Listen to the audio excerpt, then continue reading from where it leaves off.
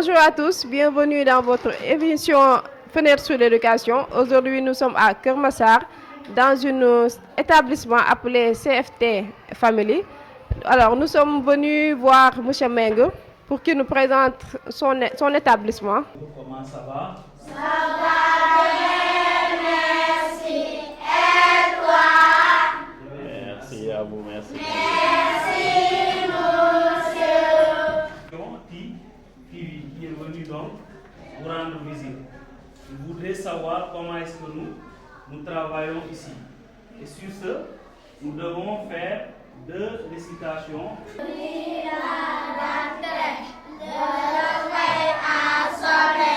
Il faut se lever, finir les classes matinées, car c'est la rentrée.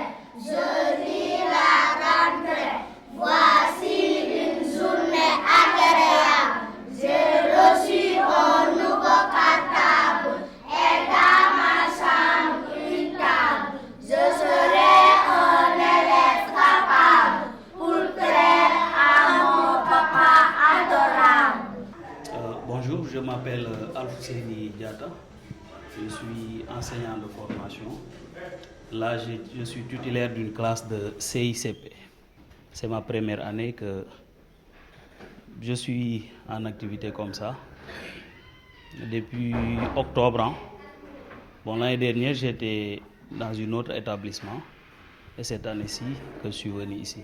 Le métier de l'enseignement regorge autant de complexité, au point que l'enseignant il est tenu de donner ce qu'il a et ce qu'il n'a pas. Ce dont sur laquelle il a été formé et la formation qu'il n'a pas du tout reçue. Donc c'est quelqu'un qui apprend au jour le jour. Nous avons eu un cas à l'ouverture et l'élève n'a malheureusement fait que 3 mois. C'est après qu'il est reparti pour des soins médicaux. Donc c'était un handicapé et c'est complexe, mais nous parvenons à nous en sortir quand même. Concernant les enfants, vous avez raison, c'est de la complexité. Mais je crois que c'est pour ça que nous sommes ici. C'est notre travail. Il faut toujours les écouter. Ça, c'est une première règle. Il faut toujours les écouter. Il faut ensuite les considérer. Mais il faut enfin les motiver. Voilà 3 règles sur lesquelles nous basons pour mener notre travail, quoi. Bon, je ne dirais pas que nous le faisions parce que châtiment corporel, je crois que c'est différent avec mettre le gosse dans les rangs. Et pour ce faire, parfois il nous arrive, je le dis, de pincer un petit peu l'oreille, ne serait-ce que pour l'enfant puisse se concentrer. Parce que quand un seul élément veuille perturber tout un ensemble ici présent et que l'enseignant peut-être n'a pas une autre méthode de les recaler, ça pose problème. Merci beaucoup pour votre invitation. Donc déjà, je me présente, c'est Cheikh Meng, l'ambassadeur des enfants. Comme on a souvent de me nommer l'ambassadeur des enfants. Mais d'ailleurs, je dis que je suis l'ambassadeur de tout le monde. Donc voilà, la cause qu'on défend, c'est pourquoi qu'on nous donne ce surnom, l'ambassadeur des enfants, la cause des enfants. Et c'est par cette cause même qu'on a créé l'école, pour venir à votre question. Donc l'école s'appelle Études et Sports CFT La Famille, Centre de formation Talla Mbengue. Donc le centre de formation Talla Mbengue a été créé en 2008 et il avait un but de rassembler les enfants, de protéger les enfants, parce qu'on avait vu que les enfants vont vers le danger, aller se baigner, se noyer en mer et tout ça, faire aussi du délinquant. Et aussi pour combattre ça, la drogue et tout, on avait décidé de créer ça pour les jeunes de notre quartier. Donc j'ai rassemblé les jeunes de notre quartier, les amener, les sensibiliser aussi pour le fait qu'il y avait beaucoup de banditisme dans le quartier. Il y avait aussi des jeunes qui prenaient la mer et ainsi de suite. Et pour cette sensibilisation, mieux vaut créer quelque chose qui attire les enfants d'abord. Et cette attirance, je pouvais dire que je n'avais idée que le sport. Parce que le sport, on sait que les enfants adorent le sport. Donc l'école a commencé d'abord par le sport. Le sport, le foot, on allait jouer partout, on s'entraînait tous les jours. Donc les enfants, après les entraînements, on avait des heures pour le débriefing. Et c'est à travers ces heures de débriefing-là que je passais mon message, sensibiliser par rapport à tous ces phénomènes qui se passaient, qui se déroulaient. C'était mon objectif, de protéger les enfants. C'est pourquoi j'avais créé donc en 2008, j'étais très jeune, hein? J'avais juste 17 ans du genre. J'ai créé ça pour voilà, la cause de protéger les enfants. L'éducation. Parce que le foot, ce n'est pas seulement le foot. À travers le foot, et on peut intégrer les enfants, on peut faire aussi de la réinsertion. Et de cette réinsertion-là, on peut y passer pour enseigner les enfants, les éduquer. Donc c'était ça le but. Et quand tu dis l'éducation, l'école, c'est l'éducation. Donc déjà, c'était une école de football. Et là, si on intègre l'étude, ça veut dire qu'on close le débat parce que les enfants vont faire du sport et de l'éducation en même temps, mais scolaire aussi. Parce que le sport, c'est l'éducation. Mais quand on dit l'étude, c'est l'escolarité des enfants. Parce que je me suis toujours défendu pour l'escolarisation des enfants, des jeunes filles, ainsi de suite. Et j'ai fait partie d'une fédération qui s'appelle la Fédération internationale SOS Talibé. J'ai lutté jusqu'à même être le co-président de cette association dont le siège est en France, Lozerte. Et aujourd'hui, je suis le président officiel. Parce que le président français est tellement malade, il a confié les rênes de l'association à Cheikh Mbeng, l'ambassadeur. Et pour que ça soit plus sénégalais, j'ai décidé d'en faire une association qui signifie Union, Benno Yakar Khalel, qui signifie Union et Espoir des enfants. Donc l'espoir des enfants.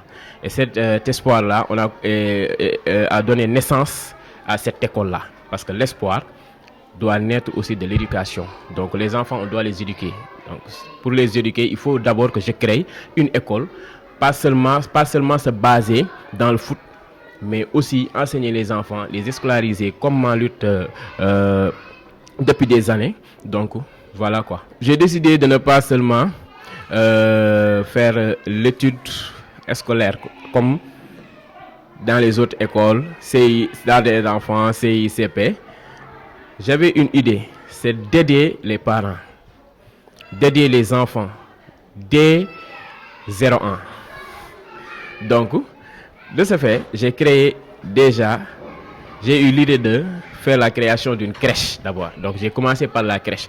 Parce que, comme je suis un homme social, j'ai toujours œuvré dans le social, je me suis dit que je ne vais pas seulement faire une école privée seulement pour les enfants qui vont étudier, qui vont être scolarisés, mais je vais commencer par ces femmes qui veulent aller au travail et qui n'ont pas beaucoup de moyens pour donner les enfants à des crèches pour aller travailler et ensuite revenir prendre les enfants parce que les crèches, on paye trop cher. On paye 60 000, 110 000, 100 000. On peut dire que les femmes perdent après le salaire juste en payant la garderie de leurs enfants. Donc ça, je me suis dit que je vais me battre déjà pour ça.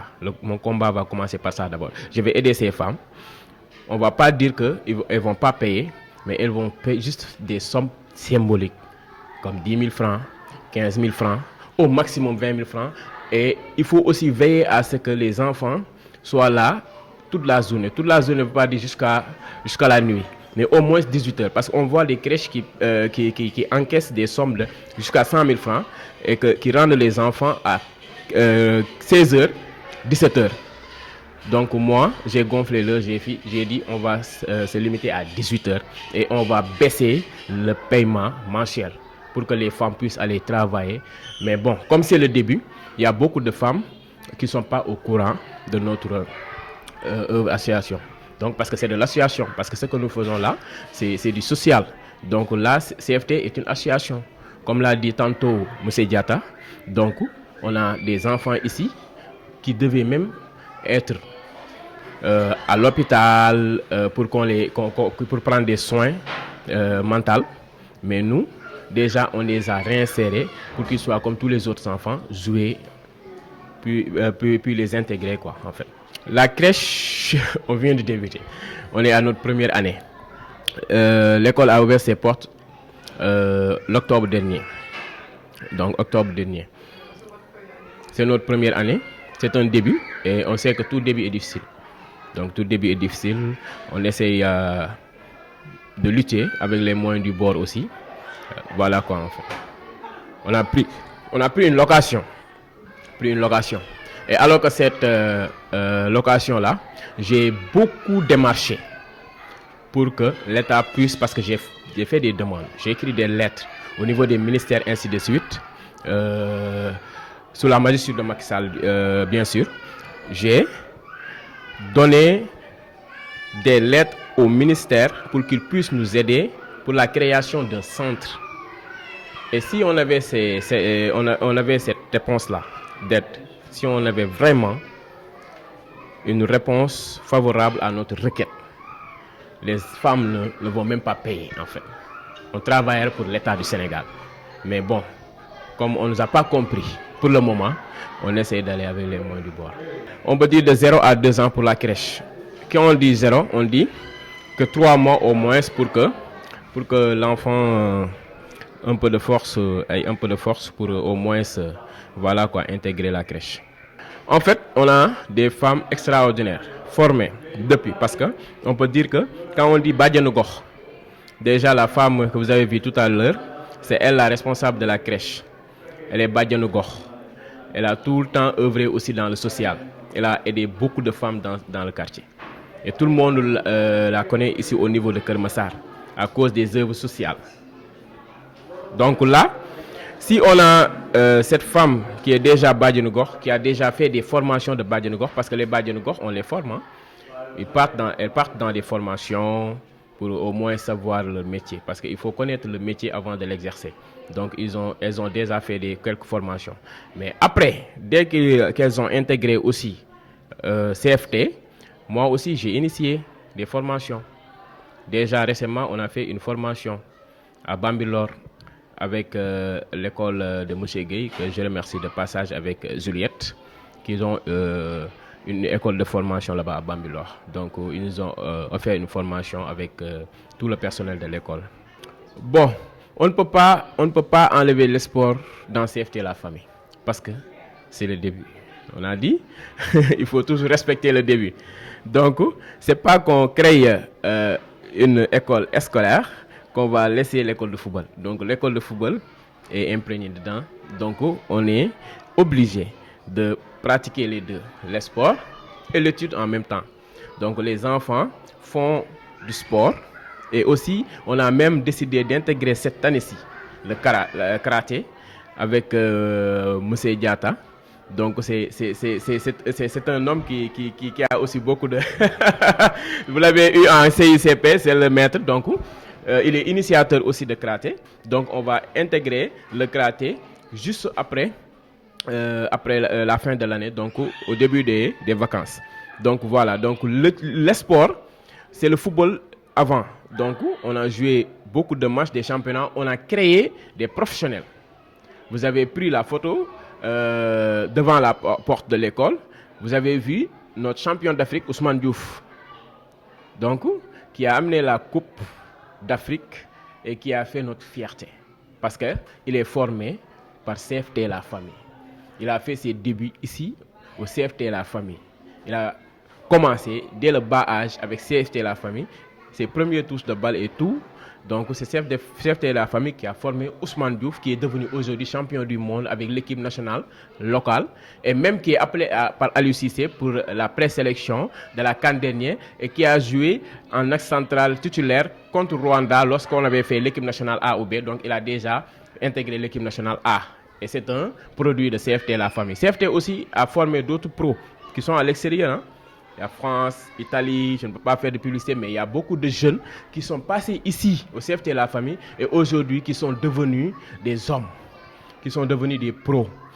Quand je dis des hommes, on n'a pas seulement créé des footballeurs, mais on a créé des hommes qui sont prêts à servir dans plusieurs branches, comme le cas de Adam Sissoko, qui est devenu aujourd'hui un douanier, qui a même participé au défilé du 4 avril.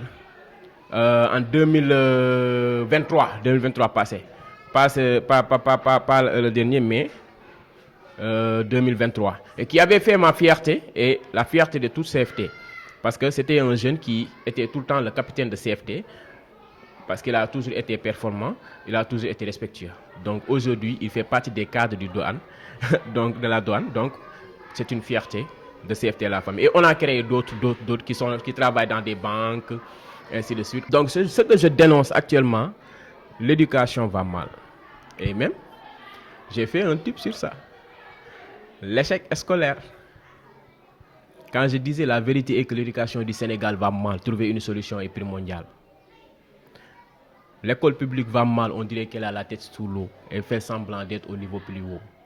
Peut-être si les conditions étaient bonnes, ça serait un peu plus beau. Mais nous, les plus vulnérables, l'échec scolaire ne nous fait pas de cadeau.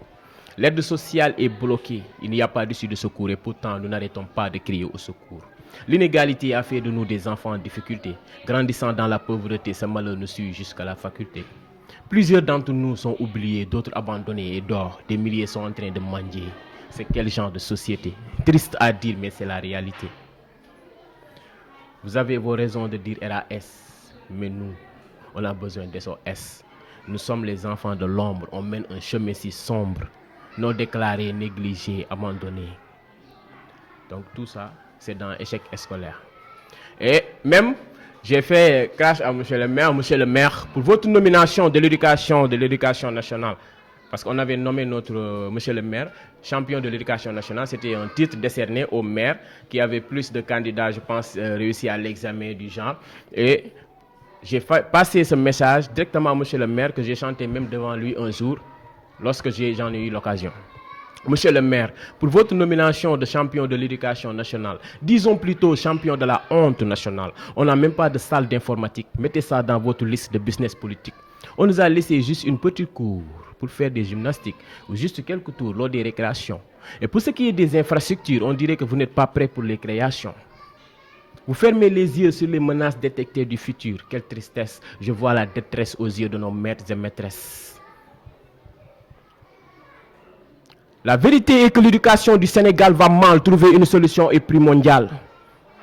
Donc, du coup, c'était un cri de cœur que j'avais lancé. Et là, j'ai eu l'idée, j'ai été inspiré par un jeune, parce que j'ai enseigné 12 ans. J'ai été 12 ans dans les salles de classe, j'ai commencé par Al-Azhar. Une école que je salue la démarche, qui est au niveau international. Donc, j'ai été formé par même Al-Azhar, pour dire la vérité. Et j'avais un élève qui venait tout le temps en retard. Première fois, j'ai frappé. Et quand ça a répété, parce qu'on ne frappe pas pour frapper, pour blesser l'enfant. C'est juste une petite qui pour vraiment lui montrer qu'il ne faut pas faire ça, il faut venir à l'heure. Mais il a répété ça. Quand il a répété ça, j'ai dit, mais il y a quelque chose. Il a répété ça encore. Presque jusqu'au milieu de l'année, l'élève a répété ça. Je me suis demandé pourquoi. Et après, je suis allé à la recherche du savoir. Je me suis dit que je vais même faire mes enquêtes pour cela. Et j'ai su que l'élève avait perdu ses parents. Élevé par un autre membre de la famille, il ne mangeait pas bien. Je n'avais pas remarqué, à chaque récréation, l'élève ne prenait même pas son petit déjeuner. C'est après que j'ai commencé à lui donner de l'argent pour qu'il puisse acheter le petit déjeuner. Et ça m'a marqué. Et je m'en veux quand je pense que je l'ai frappé la première fois. Parce que je devais déjà me demander pourquoi il vient tout le temps en retard. Et là, cherchant son échec scolaire, ça m'a rappelé l'élève et j'ai commencé par écrire l'histoire de l'élève. Je suis cet enfant qui va à l'école avec le ventre vide, mal habillé, chagriné et que tout le monde évite. Le chemin est si long, il faut que je marche vite. Si jamais je rate mes cours, je prends des coups. Sans avoir de secours et pourtant, personne ne connaît mon parcours. Mais dans la vie, rien n'est facile, me dit mon cher maître.